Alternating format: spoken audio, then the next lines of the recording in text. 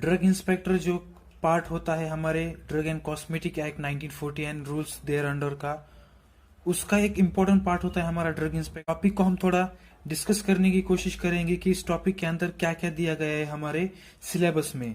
ये टॉपिक बहुत ही इम्पोर्टेंट होता है आपके यूनिवर्सिटी के पॉइंट ऑफ व्यू से और आपके जीपैट के पॉइंट ऑफ व्यू से भी। तो दोस्तों हम इस वीडियो में थोड़ी जानने की कोशिश करेंगे कि वो कौन से पॉइंट है जो हमें इस चीज के अंदर पढ़ने चाहिए। तो दोस्तों सबसे पहले हम चलते हैं कि ड्रग इंस्पेक्टर के बारे में थोड़ा जो डिटेल दिया गया है हमें बुक के अंदर, उसके बारे में थोड़ी जानने की कोशिश करते हैं कि ड्रग इंस्पेक्टर के अंदर क्या होता है, या फिर हम इसकी डेफिनेशन जो है इस डेफिनेशन को जानने की कोशिश करेंगे। तो सबसे पहले दोस्तों चलिए देखते हैं कि इसकी डेफिनेशन एक्चुअली है क्या।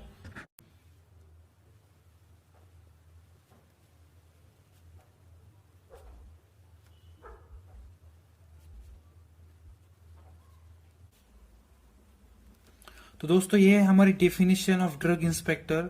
इसके अंदर हमें दिया गया है कि ये जो ड्रग इंस्पेक्टर होता है ये अपॉइंट किया जाता है सेंट्रल गवर्नमेंट या फिर स्टेट गवर्नमेंट के द्वारा। जो इसके अंदर हमें दिया जाता है, इसका एक नोटिफिकेशन आता है, उसको ऑफिशियल गैजेट के अंदर इसके बारे में हमें जानकारी देती है कि यहाँ पर ड्रग इंस्पेक्टर की पोस्ट निकलने वाली है, या फिर इस नोटिफिकेशन होता है उसके अंदर ऑफिशियली गैजेट होता है, उसके द्वारा हम अपॉइंट करते हैं ड्रग इंस्पेक्टर को। और इसके पास क्या क्या क्वालिफिकेशन होनी चाहिए, ये क्वालिफिकेशन सेक्शन 21 के अंदर जो जो क्वालिफिकेशन दी है उन सभी के सभी क्वालिफिकेशन को उस जो पर्सन अप्लाई करने वाला है या फिर जो एलिजिबल होना चाहिए उसकी क्वालिफिकेशन हमें उस स्पेसिफाइड एरिया, उस 21 एक्ट के अंदर दी गई कि उस स्पेसिफाइड एरिया के लिए उस पर्सन को किस तरह से क्वालिफाई और कौन सी क्वालिफिकेशन होनी चाहिए। तो दोस्तों हम चलते हैं देखते कि वो कौन सी क्वालिफिकेशन है जो रिक्वायर्ड होती है एक ड्रग इंस्पेक्टर के लिए। लेकिन सबसे पहले एक छोटी सी चीज होती है जो हमें जानने की कोशिश करनी चाहिए, वो होती है कि अगर कोई भी पर्सन अगर ड्रग इंस्पेक्टर के लिए अप्लाई करता है तो उस पर्सन को एक बात हमेशा ध्यान में रखनी चाहिए कि उसका कोई भी फाइनेंशियल इंटरेस्ट नहीं होना चाहिए, यानी कि उसका खुद का कोई भी बिजनेस नहीं होना चाहिए। इंपोर्ट, मैन्युफैक्चरिंग और सेल जो कॉस्मेटिक और ड्रग्स का होता है इसके अंदर उसका किसी भी तरह से कोई भी इंटरेस्ट या फिर उसका किसी भी तरह से लिंक नहीं होना चाहिए इन सभी चीजों के अंदर, जिसके अंदर आते हैं इंपोर्ट, मैन्युफैक्चरिंग और sale of drug and cosmetics. इन सभी चीजों के अंदर उस पर्सन को इंटरेस्ट नहीं होना चाहिए या फिर उसका फाइनेंशियली उसके अंदर कोई भी लेना देना नहीं होना चाहिए। तो दोस्तों ये थी एक छोटी सी बात जो एक ड्रग इंस्पेक्टर के लिए रिक्वायर होती है। जो अगली क्वालिफिकेशन है, क्वालिफिकेशन के बारे में हम जानेंगे वन बाय वन। देखते वो कौन सी क्वालिफिकेशन है जो रिक्वायर होती है एक ड्रग इंस्पेक्टर के लिए। तो दोस्तों सबसे पहली जो मेन क्वालिफिकेशन होनी चाहिए उस पर्सन के अंदर वो ये है कि उस पर्सन को ग्रेजुएटेड होना चाहिए फार्मेसी के अंदर या फिर फार्मास्यूटिकल साइंस या फिर मेडिसिन, इसके अंदर उसको ग्रेजुएशन होना चाहिए। उसके साथ उसको उस पर्सन को स्पेशलाइजेशन यानी एमफार्म कह सकते हैं हम उसको एमफार्म होना चाहिए क्लिनिकल फार्माकोलॉजी और माइक्रोबायोलॉजी इन रिकॉग्नाइज यूनिवर्सिटी। यहाँ पर एमफार्म की ही बात नहीं हो रही, यहाँ पर आप क्लिनिकल फार्माकोलॉजी भी कर सकते हैं आफ्टर ग्रेजुएशन, या फिर माइक्रोबायोलॉजी के अंदर भी आप अपना मास्टर कंप्लीट कर सकते हैं एक रिकॉग्नाइज यूनिवर्सिटी के अंदर। तो ये थी सबसे पहली फर्स्ट क्वालिफिकेशन जो रिक्वायर होती है ड्रग इंस्पेक्टर के बारे में। अब चलिए देखते हैं दूसरी क्वालिफिकेशन क्या है। तो दोस्तों सबसे पहली क्वालिफिकेशन हमने देखी कि उस पर्सन को ग्रेजुएट होना चाहिए फार्मेसी के अंदर।